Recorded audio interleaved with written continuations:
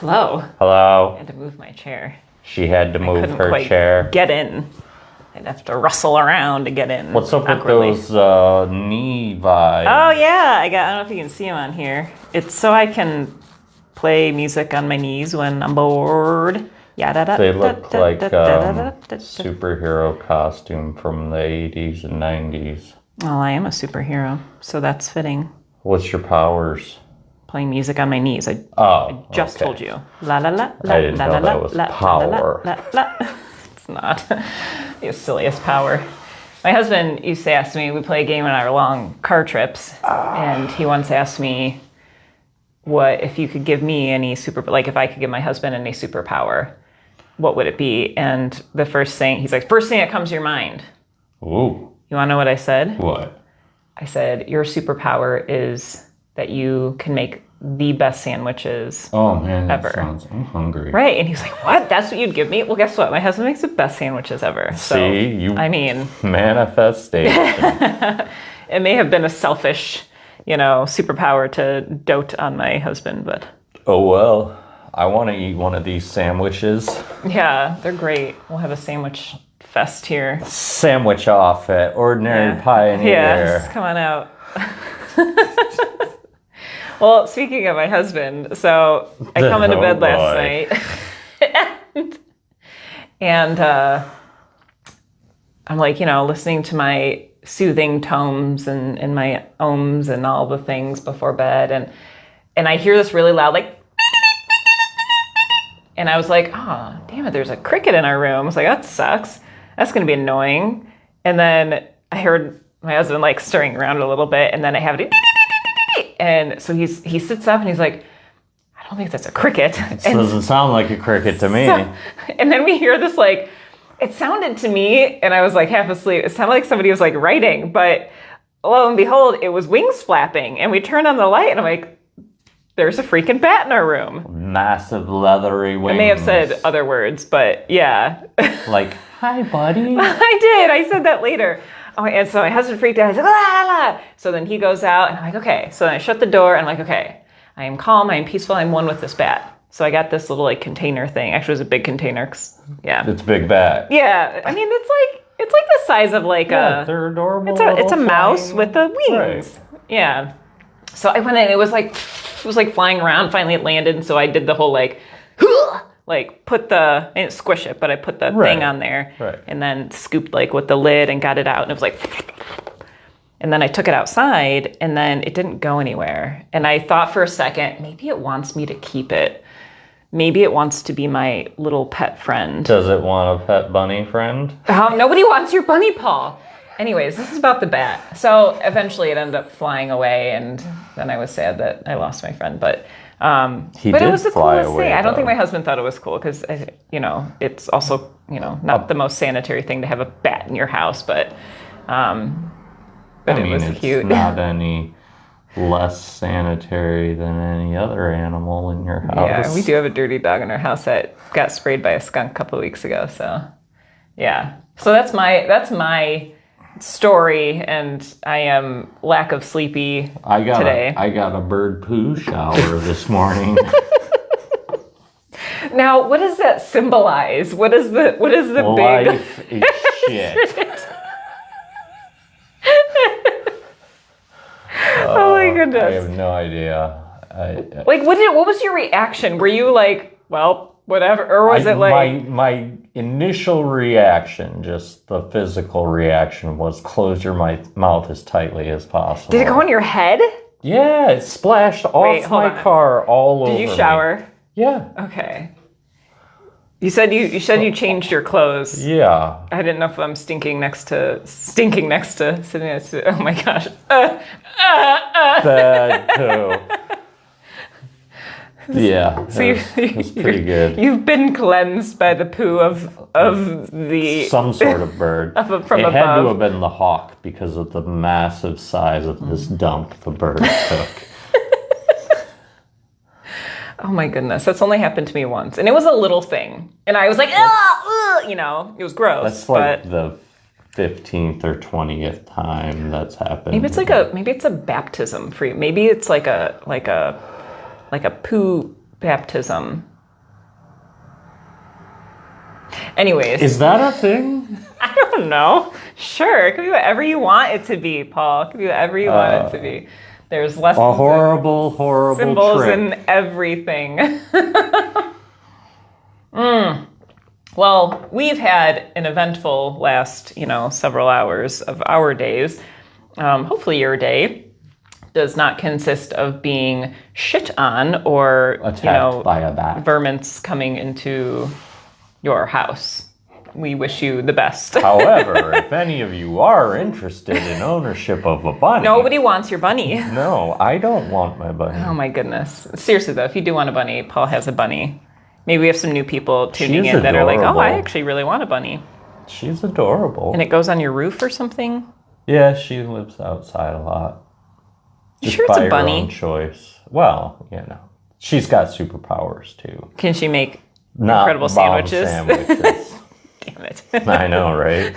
I wouldn't be giving her away if she was making the best sandwiches. We'll hire her for our Ordinary Pioneer Cafe. Yeah, and just leave her here. Yeah, here you go. Cook up some Sammys. Go do your bunny stuff. Oh, is it time to... I think it's time. I'm not prepared. I think it's time to consult the cods for the meaning of being... Bird poop and pooped bats. on your head. Yeah. Maybe it was a bat. Could have been a bat that pooped on me. So, of course, I had to, I don't know if you do this too, but, I had to Google, what is the spiritual, significance of a bat? And, some of the things is, a lot of it had to do with death, which I did a card pull for myself yesterday, and I pulled the death card, so, that made sense too. But, yes, transitions. So, it couldn't have gotten more, exciting than that. Aw. Forgiveness. Aw, this is the cutest thing. Oh my gosh. I love animals. Okay, here you go. Forgiveness. That rhino. And that cute little baby. I don't, to be honest, I don't know if I would trust my child to cuddle with a rhino. But I suppose the card teaches us if it, got aggressive, I should forgive it. Well, it's asleep. It doesn't even know the child's there. You're right. And it has 2 spikes. Do What does that rhinos mean? have 2? I don't know. This is some sort of spiritual being. I mean... It's purple. Look at all the fairy people in the background. Oh, there are fairy people.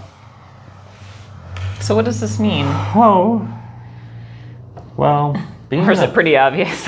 being a third eye chakra card, this is going to talk about our process of transformation and everything, and how instead of dwelling on the things we've done in the past, and not just letting them be a lesson to us, but allowing ourselves to forgive ourselves for past indiscretions that we may see,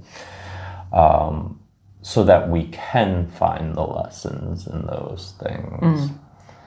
And curl up with a rhino once in a while. Yeah, it's good for the soul. In the as woods, my where late the fairy grandmother people- has told me.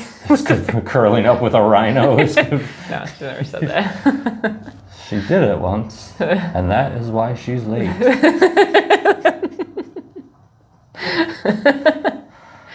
We're in a goofy mood. Oh, sorry. Yeah, no, please. go ahead. I want to hear the things. Well, this is wonderful. I feel like forgiveness can be kind of broad, forgiving ourselves, forgiving others, and it can be somewhat like something that we talk about a lot, but really something that's coming up for me today is not taking other people's actions and words personally, right? And seeing our paths as what they are. Right. And sometimes we bump into each other, and maybe that happens to be... Sometimes we do it hard. Sometimes on purpose we do that. But also having grace with others, having grace with ourselves, and I think that's forgiveness, understanding. I think that the imagery with this card is that whole idea of the shadow standing behind us and within us in different spaces, and those things we regret. The idea that we find a comfortable spot where we protect ourselves from those things. When we can forgive who our shadow self is and incorporate it into our being, we get to let down that defensive nature that comes with hiding or shielding ourselves. So, I don't know. Forgive people, including you, for stuff. It's a tough one. Yeah. In general, the whole concept of forgiving yourself is a tough concept. Yeah. It took me a long time after my transition 5.5 years ago to really forgive myself for the previous 10 years. I feel like I'm still in it. I'm still in the process of... Yeah, letting it go and being okay with, you wouldn't be where you are now without those moments. So. Absolutely. Eckhart Tolle talks about with forgiving ourselves for these times in our life where we were unconscious, where we weren't connected. And forgiveness comes through because we're recognizing that we are no longer operating as that person, that unconscious part of ourselves anymore. And so when we recognize that, not to say oh, that wasn't me, and brush it off, but to truly... I never did that. Yeah, I'm talking to you, and you. But to really look at our life, like you said, as a whole, and to have compassion for ourselves in those moments, and to see ourselves as we are now. If we've truly healed these shadow parts of ourselves, then true forgiveness has already taken place, because we're not going back to that space. And we don't have to live in a defensive fight or flight way over things we did prior to the moment. So. Letting go of the past. That was a theme in my reading last night. Transitions. Letting go of the past. Be in the present. Let that bird shit go, as my grandmother used to say. Let that bird shit go. That is a typical phrase that the elderly use. All right, you want me to shuffle? Are you doing the tarot again this week? Sure, let's do it. All right, let's find out where the energies are headed. Over here, Erdner Birdner. One. What are you doing? What? Okay, never mind. Am I flipping them wrong? Yeah, it's all right. Here, you flip the last one. Let me see. Oh, that's how you do it? Oh. It's all right. You changed the energy. I did. There's a reason you flipped them that way. Just say. We have our tarot gurus on here oh, she did it again. Yeah, and then I got a bunch of questions about it on, what was it, Monday night. Well, wait, so is there a particular way? There is when I'm involved. Yeah. Well, it's about intention, right? You can't screw it up. Yeah. At least that's what I'm telling myself, because people are watching me right now. It's true. You can't really screw it up. In the back corners, I will cry. You're guided to pull them how you pull them. Yes. Knight and Swords. The Knight of Swords. So, this energy that we're all sitting in right now is very encouraging for everybody as far as accomplishing things and taking, full ownership of our lives. So the Knight of Swords is telling us about our thoughts and the things we want or think we want to do with even just our day-to-day operations, our schedule, our budget, things like that, and just going for it. Fighting against the current would be a bad idea. However,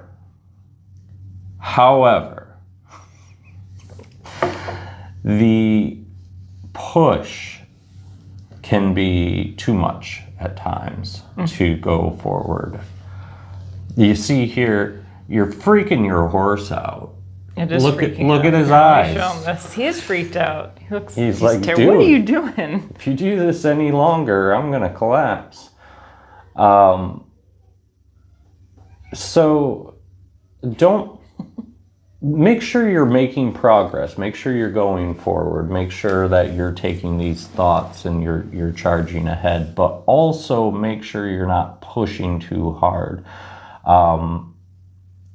You're going to exhaust yourself. You're going to exhaust everybody around you. So just be calm. A little bit more calm about charging ahead. And that actually kind of leads us into the energy of the star. For this week, it's going to be important that action is followed by rest, is followed by action, is followed by rest. The concept of the star is taking respite and cleansing ourselves, grounding ourselves to a certain extent, and washing away the sweat of our labor. Just make sure you share some with that horse because he is tired. So yeah, this is about taking moments in between each moment that you're active and moving forward. Taking the time to sit back, assess, relax, rest. Don't overthink things. Don't decide, oh, well, you know, this thing I just finished doing 5 minutes ago isn't coming to fruition, so what's my next step? You know? So leading there into the Six of Pentacles, we have a concept that is incredibly universal then coming out of that energy, and that is the concept of giving and receiving. Our ability to receive comes from our ability to give, and vice versa. So what we're seeing here is those moments, the two beggars on the ground represent a part of you that is in need, and not want, but definitely need. And with the scales of justice in your hands above that is representing our ability to provide for ourselves, our community, everybody that crosses our paths, even if what we're providing is just a smile, you know, that can change the whole perspective of the day of another. And in turn, and a lot of people will chalk this up to karma, but the reality is it's just the ebb and flow. It's the pendulum swinging one way and then the other. It's the tides going out and the tides coming in. You want more analogies, you can probably find them somewhere. But yeah, just make sure that you realize this concept as you're going about your day. I don't think that it's trying to tell you to do more, to give more, or receive more. It's just telling you to be aware of the energy. If you find yourself in a moment where you're like, man, I could really use this. Don't be aware that you will have to provide equally out into the world. And it's not like some sort of punishment. Some people are like, well, I don't want to do that so that I can have this. But we all, to an extent, go to work every day. And there's an exchange there as well. So, and we assess the worth of each little thing. But yeah, I don't know. The energy's weird this week. It is weird this week. But like, I feel like this is very practical of like the themes of balance, come into play. And where, I guess to sum all this, where we're overexerting ourselves versus where maybe we could put in a little bit more effort in other areas. And this giving and receiving and making sure we're not putting too much out there and not receiving in return, and also making sure we're not receiving too much and not putting back out there, finding the balance in all of that. I feel like the overall theme here is that we tend to just go on autopilot most days. And I think the overall theme is to try as hard as we can not to do that. And so that we can really be mindful, like when we say be in the present moment, part of being in that present moment is being mindful of all aspects of the universe or the all or anything. And one of the biggest concepts is this concept of rhythm, the rhythm of life, the circles, the tides. We can go through the analogies again. But our abilities to give and receive are at the heart of that. So forgive yourself. Well, that was going to be one of my questions. How does forgiveness tie into this? Or are they two separate energies that we're working with? I think that what the forgiveness tying into that would be is to not beat ourselves up if we don't maintain that mindfulness. But that seems like such a small caveat for a large energy. The separateness of the energy is exactly what we talked about earlier, and possibly our ability to feel more at peace is by giving ourselves permission to let go of those things in our past through the forgiveness. I think with the balance too is noticing where, the Knight of Swords teaches us, where we're plunging away and doing all of this stuff. Is that a word? Plunging? Sometimes I make a word. Plunging away. Yeah. Like a plunger. I don't know. The toilet's Anyways, up you're like moving at an incredible rate. Poop.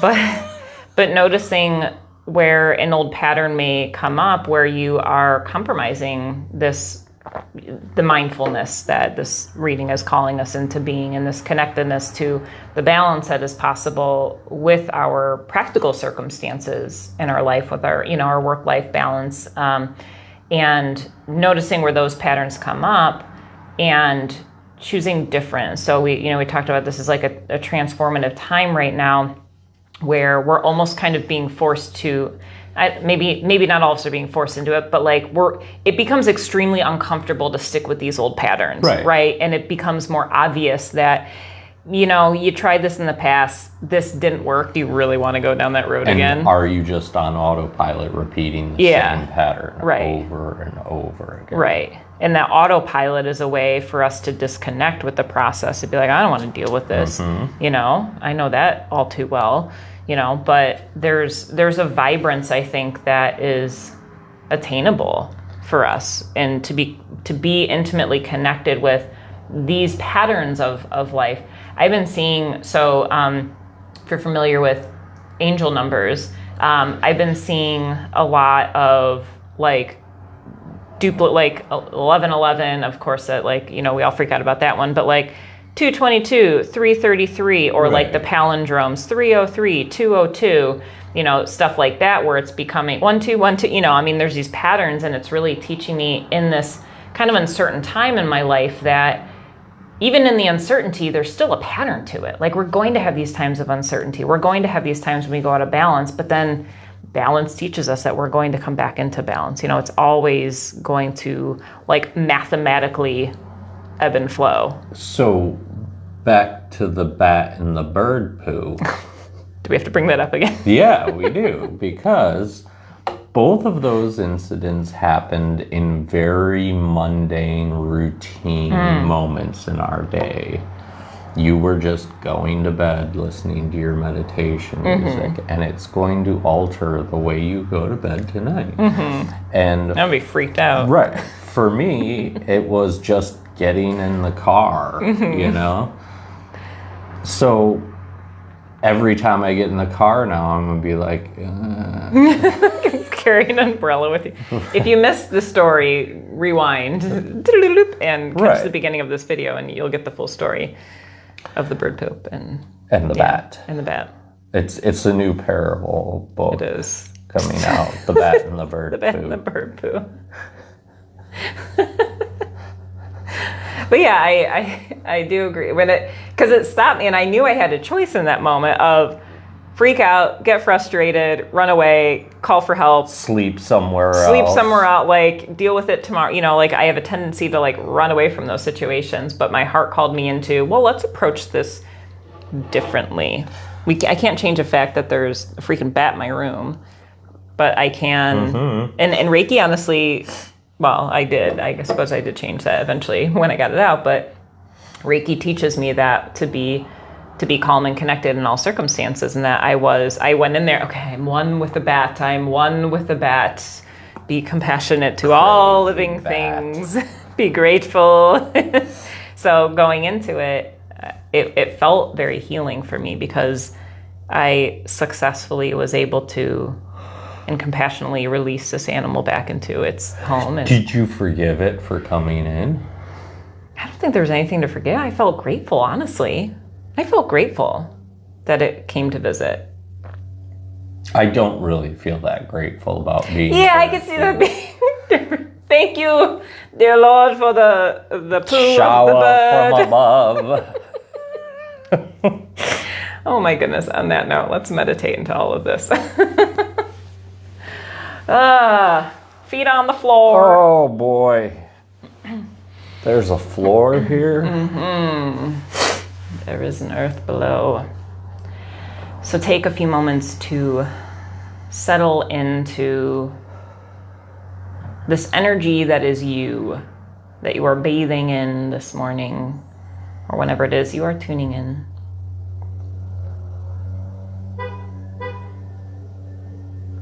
And when I say bathe in it, really feel the energy flowing within you and around you, and welcome it in. Just for these few moments, even if it's uncomfortable, allow yourself to feel all of what you feel right now. Being honest in this moment.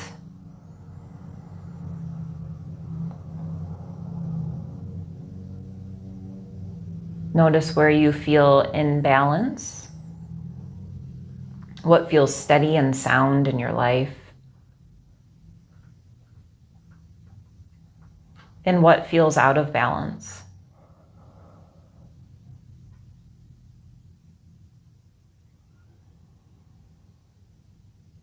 And accepting both parts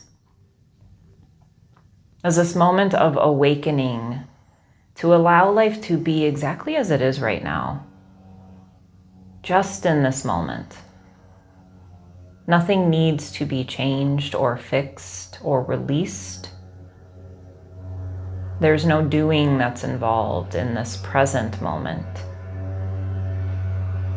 It's simply awareness.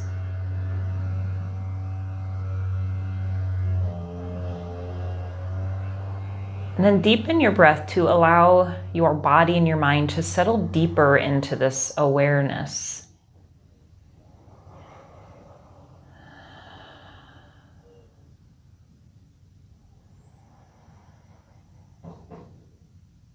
Allowing the patterns of life, of the universe, to continue to work without any effort.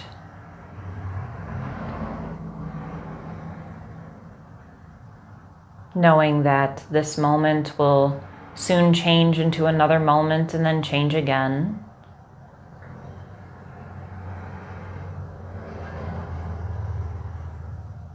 And that in this moment we can verify that all of our needs are being met right now. We are in this space. We are breathing.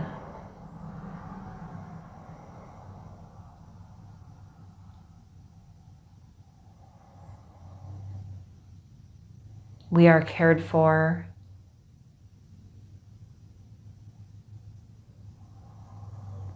In all of our prayers, all of our intentions in this phase of our life are being met right now.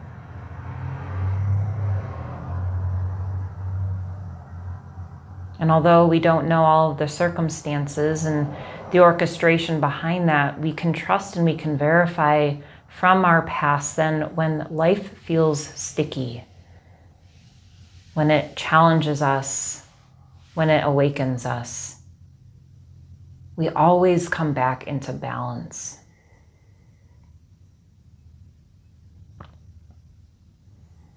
Deepen your breath, sending your inhale down into your belly, and then releasing the entirety of the exhale out your mouth.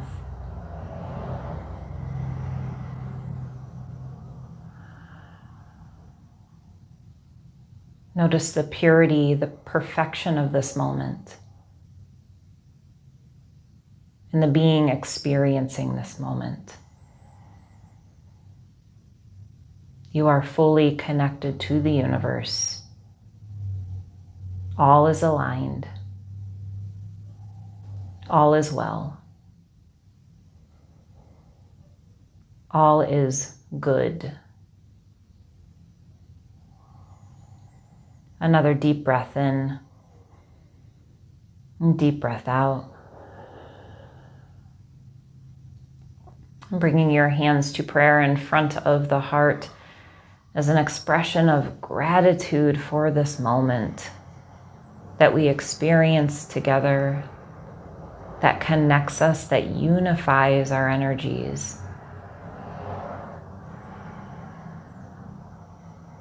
Bowing your chin to your chest to honor that light within us.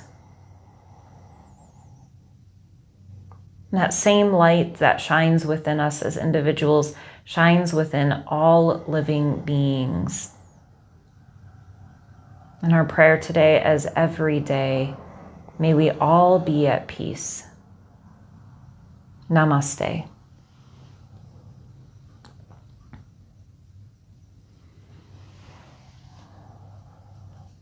Thank you, dear community. We are once again grateful to join with you on our weekly energy reading. Paul's still waking up. Where am I? We invite you into our space in White House, Ohio, or continue to tune in online with us on our YouTube channel. Please like and share and subscribe to our videos. Help us build our community. And you can check out our in-person events at ordinarypioneer.com/schedule. Tomorrow we have our drop-in. We are changing the time from 6 to 8 p.m. and Paul will be doing card readings. We will have Tuning Forks with Kim Post of Sovereign Soul. And my dear friend and teacher, Mark Doblinger, will be here sharing reflexology and his his wit and jokes and joy. And then Saturday, we have compassionate communication class co-led by myself and Anya. If you have attended the first two, we invite you to continue with us. And if you are interested in learning more about nonviolent communication and how to communicate more compassionately to yourself and to others, this class may be for you. You can register that on our website. Many blessings and so much love to you all as we finish out the second half of this week. Any last words? Nope. Okay, nope is your last word. We love you. Have a wonderful day.